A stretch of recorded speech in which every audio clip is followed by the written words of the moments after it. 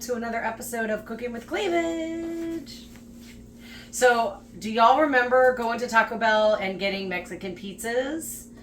Well, tonight we're going to make homemade Mexican pizzas. So we can figure out how to do that. It tastes even better than I remember Taco Bell being, even though I haven't been to Taco Bell since September of 2000. And we'll talk, I mean, if y'all want to write me and find out why I haven't been to Taco Bell, I'll tell you, but it's not really that kind of story right now. But if you haven't figured it out, then I'm sorry that you don't realize how bad Taco Bell is for you. But anyway, we're gonna make a Mexican pizza here in my kitchen. What I have is this pot is heating up for the meat. This spatula. Ooh, yeah, that was nice and hot. I get 80-20 lean meat. That's the ratio of fat. So only 20% fat. So it could be a little bit leaner. You just want to cook that down. I like to use the spatula that is high. What do you call it? Temp. High heat. High heat. We're gonna just let that cook for a while until it browns. We're just trying to brown it. Here I have some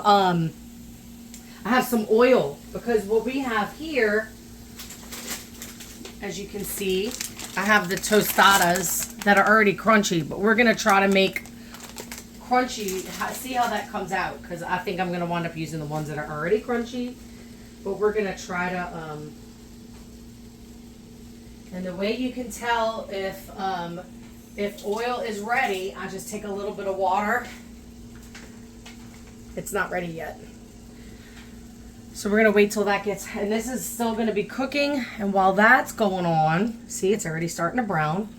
Let me just turn it over and cook it all within. I'm going to make a little drink for y'all.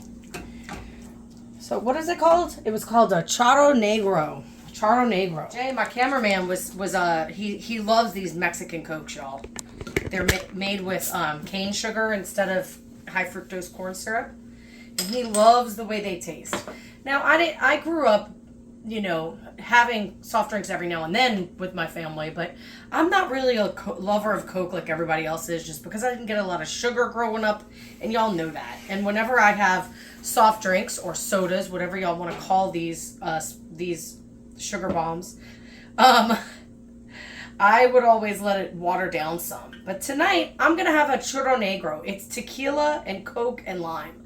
I don't have fresh lime, but I do have some of that Nelly and Joe's key lime juice I'm going to use. I'm just going to put 1.5 ounces of tequila. I'm going to top that with Coca-Cola, the Mexican Coca-Cola. And I'm just going to use a little bit of this. A little bit of lime. And then you stir it all up.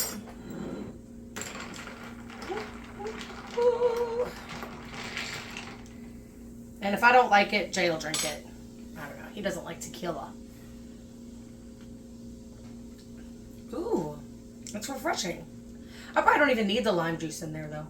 You could start to tell. You can tell oil when it starts to get ready. I don't know how to describe it. Do you know what I'm talking about? It almost like it starts to make it look like it's moving. Does that make sense? The oil starts to look like it's moving. Anyway, as you can tell, while this meat is cooking, there's a lot of water that comes out of it. So that's why it's good while you're cooking your taco meat to have a strainer nearby, so you can strain all this off.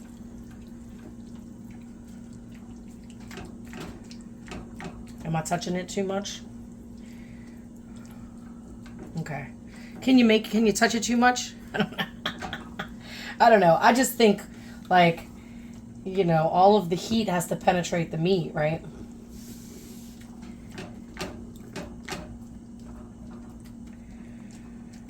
And you can tell how moist the meat is just by how much water's coming out of it. Well, this looks like it's cooking pretty well, evenly. just cook a little bit more, right? Get all the pink out of it. No, that's good? Okay. So what I'm going to do is I have a strainer in my sink. Y'all don't really have to see that, okay? Okay, so I have the meat out of the pan. I'm going to add 3/4 of a cup of water and get that nice and warm. Okay, that water looks like it's probably warm enough. I'm going to put the taco seasoning in here.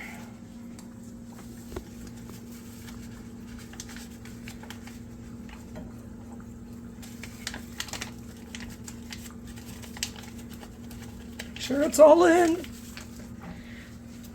And all you want to do is dissolve the liquid, dissolve the powder in the liquid and get it all nice and mixed up and warm for the meat to return, for the return of the meat.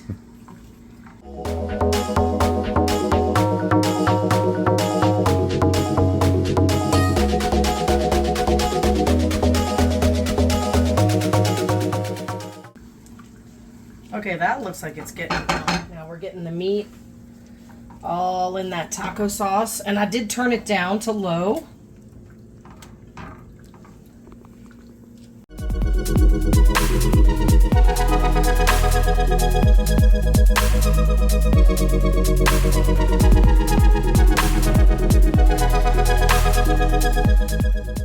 That looks delicious and moist and delicious. Okay.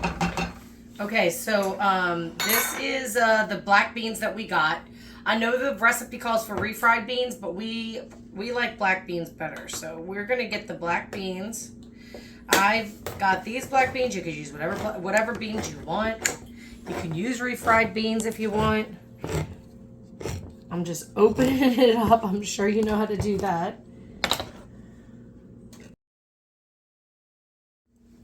The pan's already hot.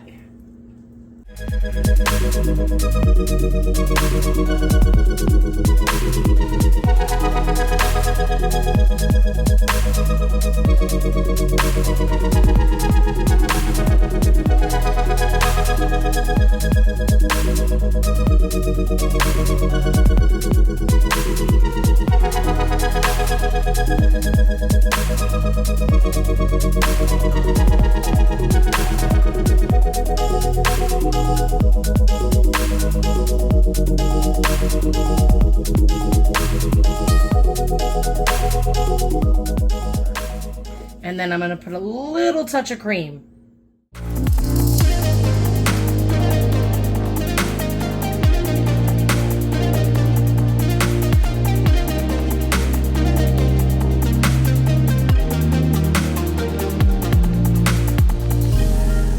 It warm enough so that it's easily spreadable, because beans, if y'all know from cooking beans, when you cook them, they're soft, and then when they get to room temperature and then when they get in the fridge, they harden a little bit, so they're not as easy to manipulate.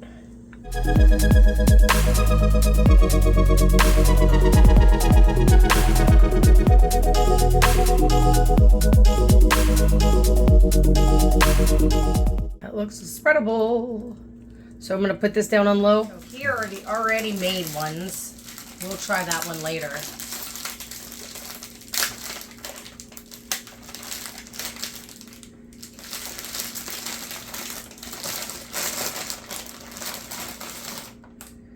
Okay, beans first.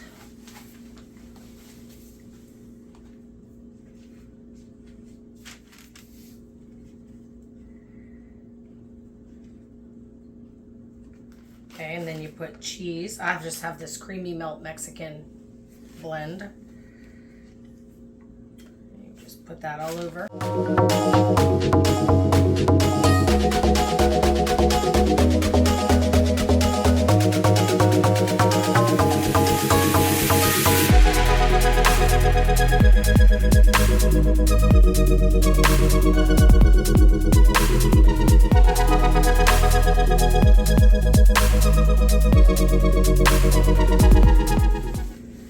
Okay, and then I'm gonna add another tostada on top of it, right? And then you just kind of turn it so that it goes in. And then I got some of this Taco Bell Saucy Mexican style pizza sauce. And I don't remember this being all over the whole thing, but I'm just going to put it all over the whole thing. Yep. I mean, as I said, my Taco Bell memory isn't that great. It was 2000 the last time I was there. My friends think I'm crazy, but it's true. It's true. Like that. Okay. Just saucy, saucy. Saucy, saucy.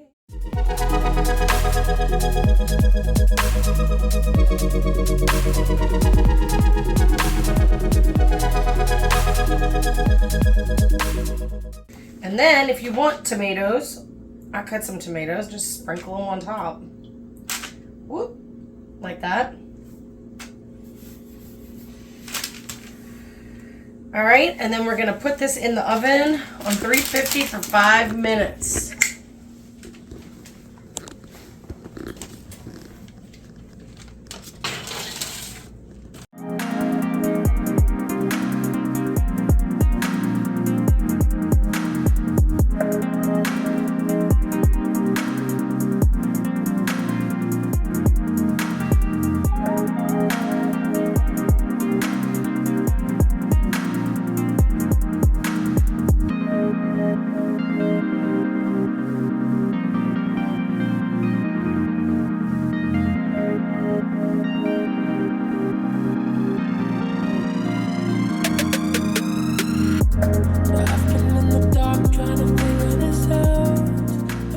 That looks delicious, but it does look like, unlike when you made it for me, it's oozing out of there. Mmm. So good. So good, y'all. Make it how you like it. Mmm. Mmm. I think it's so much better than what I remember Taco Bell being. But that's just me. Thanks for joining me, y'all. And I just wanted to show y'all before I leave the tortillas that we tried to fry. They're just not as crunchy. They're kind of soft in the middle. So get the tostadas. There's nothing wrong with that. They're already crispy. They do them right. And you won't be disappointed. You can add and subtract whatever you like. You can put sour cream on top if you want to. But anyway, I hope y'all enjoyed this. I hope y'all make this and you love it as much as I do. And I'll see y'all again on the next episode of Cooking with Cleavage.